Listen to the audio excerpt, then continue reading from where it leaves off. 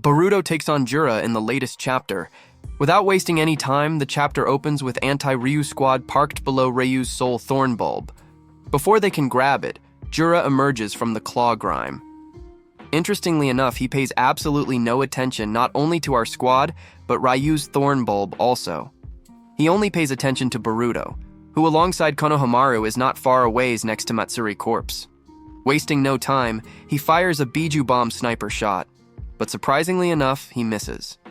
Ignoring anti-Ryu squad, he flies towards Boruto. Konohamaru grabs the Matsuri thorn bulb, while Boruto prepares for battle placing shuriken around the battlefield.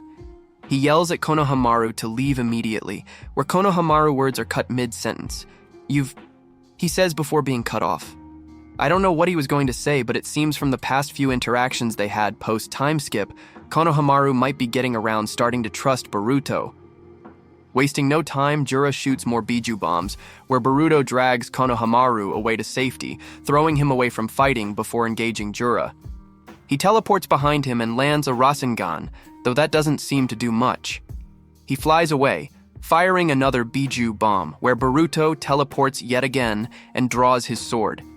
His sword got deflected by Jura with one finger, and they now stand face to face. At this point, it's becoming clear that Jura is in another league. While he isn't untouchable, his durability is off the charts, or he has a few other tricks up his sleeve. He shows great battle experience. Ignoring everyone but Boruto also shows he isn't threatened by them. He has a singular goal, and acknowledges that Boruto is the only one that could ruin his plans. Fighting a strong opponent like you makes my heart dance with joy, he says. Now, he shouldn't have fought many opponents so far. After all, he was only born a few days ago, so this statement feels out of place. Though, it's possible he feels the battle experience of those that came before him. All life on a planet, both current as well as past and long dead, we divine trees exist to suck chakra out of all living things. Due to his unique existence, Jura might have some experience in the form of chakra he obtained as a claw grime or 10 tails before. He also seems different from other Shinju, as they were more immature and less experienced, so this might be more unique to him. While Jura and Boruto are facing off, the chapter switches to conversation between Ada and Koji, where Koji reaffirms Boruto can't win, nor can he escape. He can only teleport to objects he placed mid-battle. They're in his visual range, and faster to teleport to than symbols far away where he needs to concentrate, taking time he doesn't have while facing Jura. If he leaves, it also puts everyone else in danger, where Matsuri and Ryu thorn bulbs would be retrieved by Jura. Returning to Jura and Boruto, Jura tells him he came to kill him because of his knowledge about them. Shinju seemed to be on track about Koji and him being the source of knowledge, so he's high on their target list, but they're not getting this from Boruto, whose only focus is on keeping Jura preoccupied. Boruto questions why his first Rasengan didn't do any damage, and while this could simply be Jura's durability, it might also have something to do with claw marks. Boruto landed his Rasengan on Jura's back, where his claw mark clothes are, so it might be that Jura is transferring that through the clothes onto a random claw grime. What is love? Jura asks Boruto. He says that, in his opinion, it's a fatal weakness, a side effect of being highly intelligent. So, we're back to love. Themes of emotions and identity that are shaping central to Boruto's series. I believe that ultimately, love will be shown not as a fatal flaw, but as the ultimate strength. This was already demonstrated by Sarada, but it will soon also be demonstrated by Boruto. Jura says love of his friends brought him here to his place of death, yet it will likely be this same love that will defeat Jura. Jura goes for the attack, and the battle resumes. Boruto throws away his sword and lands on the floor, planning a few steps ahead. He wanted to get captured, and he did. Jura picks up Sasuke's swords during Boruto's taunts.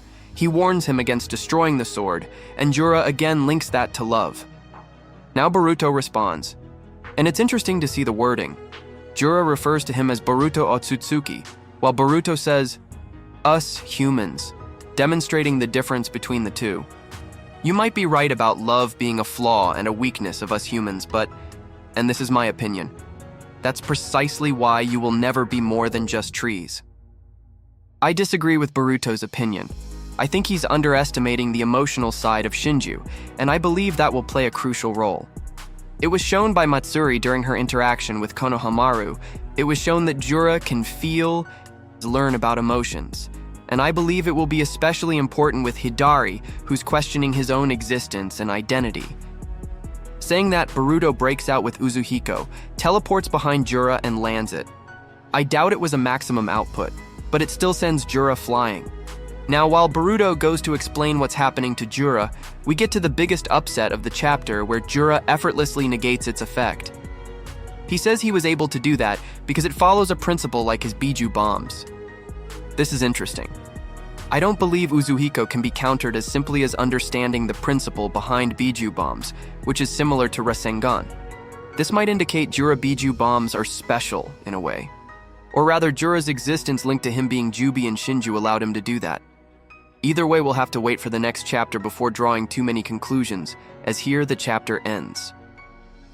We didn't get much to work with this chapter, but I do like how Jura is trying to learn from Boruto, while Boruto doesn't return the courtesy.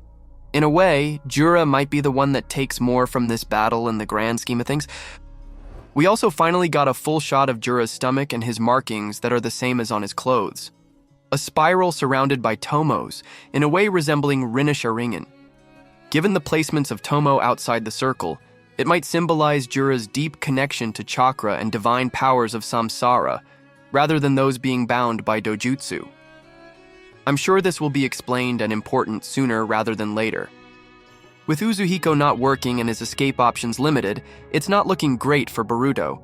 Jura didn't go all out yet and was more interested in striking a conversation, so I still fully expect the appearance of Jogen or Momoshiki rather soon, as Boruto obviously isn't dying here yet. That's all for this chapter, and while I enjoyed it, I'm definitely more looking forward to the next two, when we should get some interesting twists and development, either new power-ups, new lore, or more characters joining in. So, let's wait and see, and I'll see you in the next one.